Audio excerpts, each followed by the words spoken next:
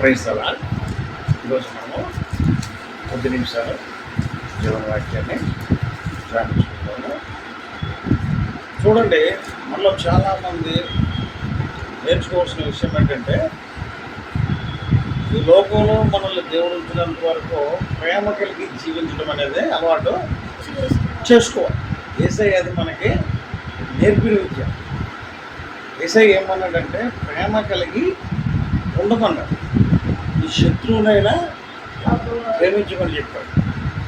అదే ప్రేమ ఏమంటే, ప్రేమ కలిగి ఉంటే అది దేవునితో విజోడుగా ఉండటం. మనం ప్రేమ లేకంటే మనము బ్రతకలేము. ప్రేమ లేకపోతే చూడండి, ప్రేమ లేని చోట గొడవలు, యుద్ధ వాతావరణం, పగలు, కక్షలు, కార్పణ్యాలు ఇవన్నీ మొదలైపోతాయి. సో అందుకనే యేసయ్య భూమి మీద మనకు ఉండేటప్పుడు మనకి నేర్పిన విద్య ఏంటంటే, ప్రేమ కలిగి ఉండండి. ఆయన వాక్యం చెప్పేటప్పుడు కూడా ప్రేమతో వాక్యాన్ని చెప్పేవాడు.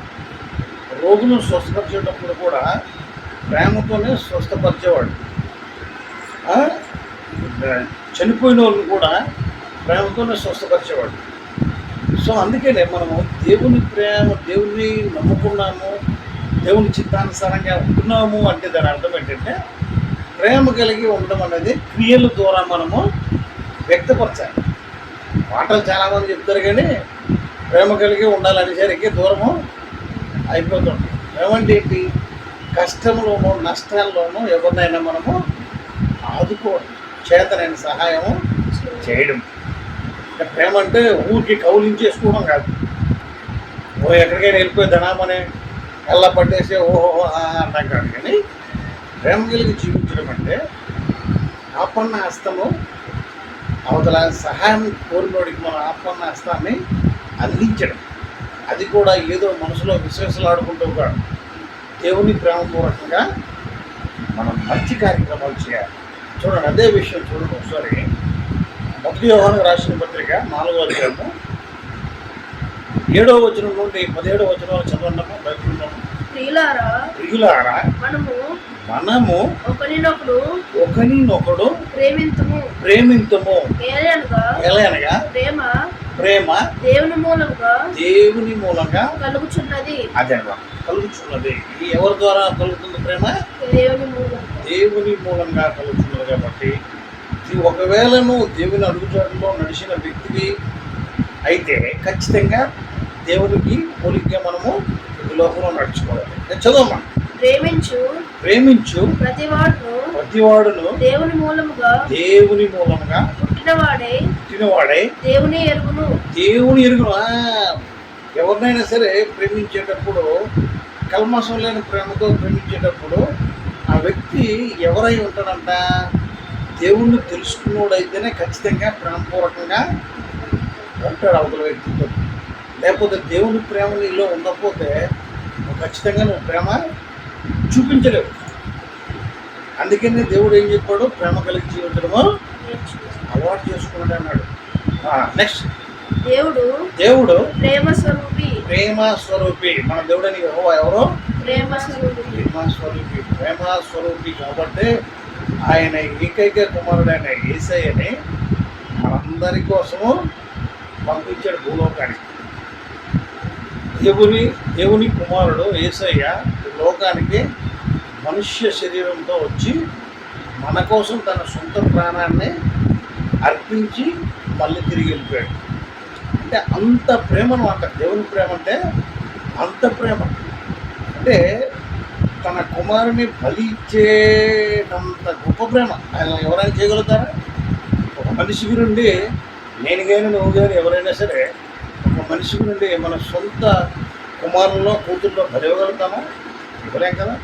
మరి ఆయన మనందరి నిమిత్తం సర్వ పాప పరిహారాన్ని గురించి యేసయ్యని ఇక్కడ పంపించడం జరిగింది. ఆయన ఎంత ప్రేమమయుడు. సో అలాంటప్పుడు మనం ఏం చేయాలి? ఆయన మాట వినాలి. ఆయన మాట ఏదైతే మనకు చెప్పాడో ఆ మాటను ఖచ్చితంగా వినాలి, దాన్ని పార్టిసిపేట్ చేయాలి. అనేక మందికి తెలియజేయాల్సిన అవసరం ఉన్నదా లేదా మన మీద? ఉండాలి. అందుకే మనం ఏం చేయాలంటే దేవుని ప్రేమపూర్వకంగా మనము నడుచుకోవడం అనేది మన అనుదిన జీవితాల్లో అలవాటు చేసుకోవాలి. నెక్స్ట్ చదవమ్మా. ప్రేమ లేనివాడు దేవుని ఎరుగడంట. ఒక నిమిషం. ప్రేమ లేకపోతే దేవుని ఎరుగడు, తెలియదు. ఇప్పుడు చాలా మటుకు చూస్తాం, కొంతమందిని నవ్వుకుంటూ మాట్లాడుకుంటే వాళ్ళతో మాట్లాడాలనిపిస్తుంది చిన్నగా. నవ్వడమంటే ఓ బిగ్గరగా కాదు, కానీ కొన్ని స్మైల్ చేసుకుని నవ్వుకునేటప్పుడు అవతల వ్యక్తితో మాట్లాడాలి, ఏదైనా చెప్పాలనిపిస్తుంది. మనం గంభీరంగా మొహం పెట్టామనుకో ఎవరైనా మనతో మాట్లాడతారా? మాట్లాడాలి. అవతల వ్యక్తి ఎవరైనా సరే వాళ్ళు మనకు సహాయం చేసినా చేయకపోయినా మనం మాట్లాడేటప్పుడు ఏదైనా కార్యక్రమాలు చూసినప్పుడు కొంచెం ప్రేమ అనే తత్వాన్ని కలిగి ఉండాలి. నెక్స్ట్ మనము ఆయన ద్వారా జీవించినట్లు దేవుడు తన అద్వితీయ కుమారుని లోకంలోనికి పంపెను. ఆ ప్రేమను గురించి తెలియజేయడానికే యేసయ్యనే లోకంలో పంపించాడు. ఏకైక కుమారుడిని లోకంలో పంపించాడు. అంత ప్రేమ. మనము కూడా ఆయన పోలికలో ఉంటున్నాం కాబట్టి, ఆయన మాటలు వింటున్నాం కాబట్టి, ఆయన చేసిన చేతలు కూడా మనం చేయాలని ఉండాలి. మన మనసులో అనుకోవాలి. ఆయన చెప్పిన మాటలు వినాలి, విని దాని ప్రకారం నడుచుకోవాలి. నెక్స్ట్ దీనివలన దేవుడు మన యందుంచిన ప్రేమ ప్రత్యక్షపరచబడెను. చూసారా? దేవుడు ఎలా ఉంటాడో మనకు తెలియదంటే ఎంత ప్రేమమేడు కాబట్టే కదా మీకోసం నా కోసం తన సొంత కుమారుడు సిలువలోనూ బలిదానం చేసి. సో అలాంటప్పుడు అంత దేవుడిని దేవుని గురించి మనం మాట్లాడేటప్పుడు కూడా చాలా జాగ్రత్తగా మాట్లాడాలి. ఆయనకంటే ప్రేమించే వాళ్ళు ఇంకెవరో ఈ లోకంలో ఉండరు. తల్లిదండ్రుల కన్న తల్లి ప్రేమ కంటే ఆయన ప్రేమ ఎంతో విలువైన ప్రేమ, గొప్పది. సో ఆ ప్రేమకి అనుగుణంగా మనము నడుచుకోవాలి. ఆయన కార్యక్రమాల మీద ఆసక్తి కలిగి జీవించాలి. ఆయన ఏదైతే మనకు బైబిల్ ద్వారా బోధించడం జరిగిందో ఆ వాక్యాన్ని మనము అనుసరిస్తూ నడుచుకోవాలి. నలుగురికి ఉపయోగకరంగా ఉండాలి, మేలుకరంగా. చదువు. మనము దేవుని ప్రేమించమని కాదు, కానీ మనల్ని ప్రేమించి మన పాపములకు ప్రాయశ్చిత్తమై ఉండుటకు తన కుమారుని పంపెను. చూసారా? మనము దేవుణ్ణి ప్రేమించిన కాదు, మనగలం. ఆయనే మనల్ని ప్రేమించి మన పాపం ద్వారా మనం ఎక్కడ నరకంలో పడిపోతామో అని చెప్పేసి తన కుమారుడైన అతిథి కుమారుడిని యేసయ్య గారిని కిందకు పంపించి ఆయన ద్వారా దేవుని మార్గాలు అందరికీ బోధించి అందులో ఉండకండి, చెడ్డ మార్గాల్లో ఉండకండి, మంచి మార్గంలో రండి, దేవుని ప్రేమపూర్వకంగా నడుచుకోండి, మళ్ళీ మీరు దేవుని దగ్గరికి వస్తారు అని ఆయన చెప్పాడు. ఇది ఎవరు చేశారు? మనం అడిగామా? మేమందరం రక్షింపడానికి యెహోవా తండ్రి నువ్వు మీ కుమారుని పంపించాడు మా కోసం అన్నాము. ఎవరైనా అన్నారా? మన ముందు తరాలు ఎవరైనా అన్నారా? అసలు మనకు తెలియదు. అందుకనే మనల్ని ప్రేమించి మనం ప్రేమించడం కాదు, ఆయనే మనల్ని ముందు ప్రేమించాడు. సమస్త మానవాళి గురించి ఆయన సొంత కుమారుని పంపించాడు. అందులో దేవుని ప్రేమ కనబడుతుంది కదా. ఆయన సృష్టించాడు కాబట్టి మనం నశించిపోతే ఆయనకి బాధ కలుగుతుంది. సృష్టించిన దేవుడు కాబట్టి. సైతాన్ గారికి బాధ ఉండదు. సైతాన్ గారు ఎలాగో నిన్ను భ్రమ పెట్టేసి నిన్ను నరకంలో తోసుకెళ్ళిపోవడమే అది ముఖ్య ఉద్దేశం. సో అందుకని మనం ఏంటంటే సైతాన్ అడగదాడంలో వెళ్ళిపోకుండా దేవుని వైపు చూడాలి. దేవుని వైపు చూస్తే దేవుని మార్గం నీకు అర్థమో. చాలామందికి బైబిల్ సాధారణ చదువుతారు కానీ అర్థం కాదు. బైబిల్ చదవాలంటే చాలా జాగ్రత్తగా చదవాలి. కొంచెం ఎక్కడ డిస్టర్బెన్స్ లేని అక్కడ మంచి ప్లేస్లో కూర్చొని చక్కగా చదువుకోవాలి. బైబిల్ ఎవరితో వాళ్ళతో మాట్లాడితే నీకు అది అర్థం కాదు. దేవుని మాటలంటే అర్థం చేస్తాడు. నువ్వు పర్ఫెక్ట్గా చదవడం నేర్చుకుంటే ఆయన పర్ఫెక్ట్గా నీకు అర్థం చేస్తాడు. చాలామంది బైబిల్ చదువుకుంటే దేవుని ప్రేమ గురించి తప్పుగా అర్థం చేసుకోండి. దేవుని మాటలను అర్థం చేసుకోలేక బైబిల్లోని ఏవో ఉన్నాయని, అది ఉన్నది, ఇది ఉన్నదని పనికిరాని మాట్లాడుకుంటూ కాలక్షేపం చేస్తారు. అలా మాట్లాడకండి. ఎందుకంటే దేవుని గురించి మనం మాట్లాడడం చాలా తక్కువ మాట్లాడాలి. ఆయన ఆకాశం మీద ఉన్నాడు, మన భూమి మీద ఆయన చేత మనం సృష్టింపడ్డాం కనుక మన మాటలు తక్కువ. మనకు ఒకవేళ తెలవకపోతే తెలుసుకోవడానికి ట్రై చేయాలి తప్పించి దేవునికి వ్యతిరేకంగా మాట్లాడడం మంచిది కాదు. ఆయన ప్రేమమయుడు ఆయన ప్రేమమయుడు కాబట్టి మనం ఈరోజు నువ్వు నేను ఉన్నామంటే ఆయన ప్రేమ వల్లనే. ఎందుకంటే ఏమి లేదు. చదువు. ఇందులో ప్రేమ ఉన్నది. ప్రియులారా, దేవుడు మనలను ఇలాగూ ప్రేమింపగా మనం ఒకరినొకడు ప్రేమింపబద్ధులమై ఉన్నాము. దేవుడే మన కోసం ఇంత త్యాగం చేసినప్పుడు మనం కూడా ఒక ప్రేమ కలిగి జీవించాలి కదా. జిందగీ 4 దినగా జిందగీ 4 రోజుల జీవితానికి కోసం ఈడి మీద ఆడడం, ఆడ మీద ఈడి మీద కులలు, ఆడ మీద కులలు, వాళ్ళు ఎలాంటి వాళ్ళు వీళ్ళు ఎలాంటి వాళ్ళు ఇవన్నీ. సో ఎప్పుడు చూసినా మనము పనికిరాని ముసలమ్మ ముచ్చట్లు పక్కన పెట్టి దేవుని చూసే మనసు కలిగి ఉంటే ఖచ్చితంగా దేవుని మార్గాలకి అర్థమో అవుతుంది. అవి ఎప్పుడు అర్థమయ్యేది ఆటోమేటిక్గా దేవుళ్ళు నడుచుకోవడానికి ప్రయత్నం చేస్తారు. మీకు అర్థం కాకపోతే వ్యర్థం అయిపోతుంది, అర్థం కాకపోతే ఖచ్చితంగా వ్యర్థం అయిపోతుంది. సో అందుకనే దేవుని మార్గాల గురించి ఆలోచించాలి. ఎవరికైనా దేవుని మార్గాలు అర్థం కాలేదంటే బైబిల్ చదువు. నువ్వు ఎవరి మాట వినకపో, సరే మా మాటలు కూడా వినొద్దు, లోపల నువ్వేం చేయాలి? బైబిల్ చదువు. అసలు వేసే దేవుడా కాదని తెలుసుకోవాలంటే ఫస్ట్ ఆయన ఎక్కడి నుండి వచ్చాడు, ఎందుకు వచ్చాడు, దేనికి వచ్చాడు, ఆయన ఇంత ప్రేమ గలడండి, ఆయన ప్రేమ ఎంత గొప్పదో, ఆయన ఎంత బహుభయంకరమైన దేవుడు, ఆయన మనల్ని క్రియేట్ చేసిన దేవుడు, సృష్టికర్త అని తెలియాలంటే ఖచ్చితంగా బైబిల్ చదవాలి. ఒకసారి చదివేసేమో అంటే లాభం లేదు. ఎక్కువ భూమి మీద ఉండేటప్పుడు మనం తక్కువ మాట్లాడాలి. దేవుడి గురించి వ్యతిరేకమైన మాటలు తక్కువ మాట్లాడాలి. దేవుడిని మెప్పించే మాటలు ఎక్కువైతే నో ప్రాబ్లం, బ్రతుకుతావు. ఇక్కడ బ్రతుకుతావు, అక్కడ బ్రతుకుతావు.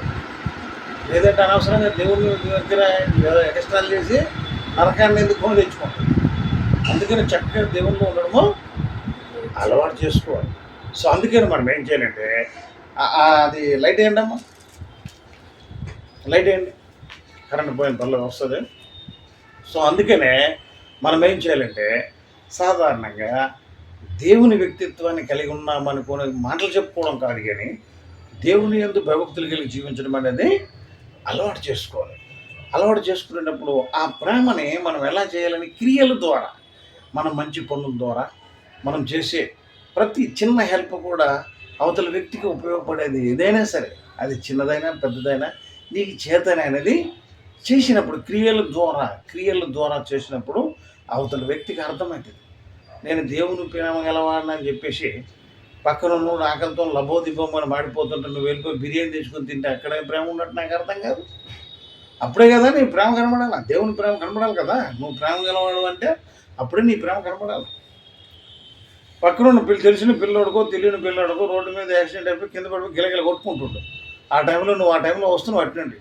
అప్పుడు నువ్వేం చేయాలి? చేతనైన సహాయము చెయ్యాలా. నువ్వేం చేయాలో అది చేయాలా. లేదు నాకెందుకులే, ఎందుకు వచ్చిన కూడా కొన్ని తప్పుని వెళ్ళిపోద్ది. అదేం ప్రేమ అది?